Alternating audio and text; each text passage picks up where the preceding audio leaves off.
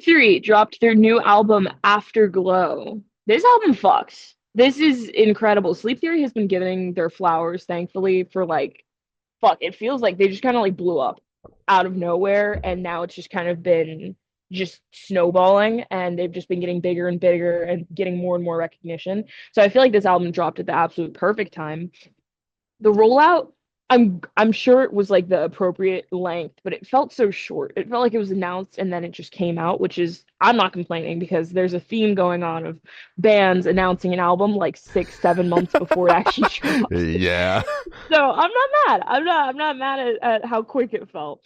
Um, I what I really like about this record is it balances kind of like electronic techno themes with kind of like the heavier metal side. That shit is so good while also still having light, almost like poppy vocals. It's just there's a lot of things going on and some things that you would kind of be like, I don't know if you could do all of those and package it together so well, but how they do it is very cohesive.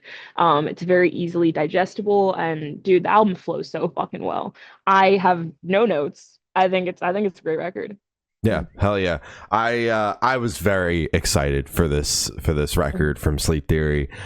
We had them on the podcast to chat about the EP, became a fan from that point forward. And watching this band's rise has just been absolutely insane. And they knocked it out of the park with this record. There was a mission with this album, and they absolutely achieved it and exceeded it. My only gripe with the record is there are two songs from the EP that made their way onto the album, and I love the EP songs, and I understand from a business perspective and a streaming perspective and the year of 2025 in putting out music. I understand all of that, but as a fan that spent so much time with those songs already, I don't want to hear them on the album that I was excited about with new music. It's a little confusing. Believe me, Fallout and Numb are phenomenal songs. They're standouts off of the EP. But them being on the record, I didn't know what the track list was going in. I didn't know shit. I knew I had listened to all the singles, but I didn't know what the track list was looking like, because quite frankly, if I can't hear the songs, I don't really care what the titles are. Exactly. Yeah, because it doesn't really help with anything because you have nothing to draw the name to. It's like, oh my God, there's a song called. It's like I don't know what the fuck it sounds like. So why the fuck should I make note of it yet? Yeah. You know? So like, when 3 finished up and Fallout came on, I'm like, what the fuck? Because I had no idea what was going on. But the way it opens with Static, Hourglass, and 3 is a phenomenal 1, 2, 3 punch. That first half is crazy. It's fucking phenomenal. Honestly, the entire first half of the record is great. You mentioned them blending electronic elements into the music, which is phenomenal and one of my favorite things about the band. But their ability to write just phenomenal choruses. As you know, I'm the chorus sucker of the group. You are. Littered throughout this record. Another reason why I love this band so much. Stuck in My Head, ironically enough, is the song that's always stuck in my fucking head. It's almost like they named it that way. Yeah, it's almost like they knew that was going to happen. A goddamn earworm and a half.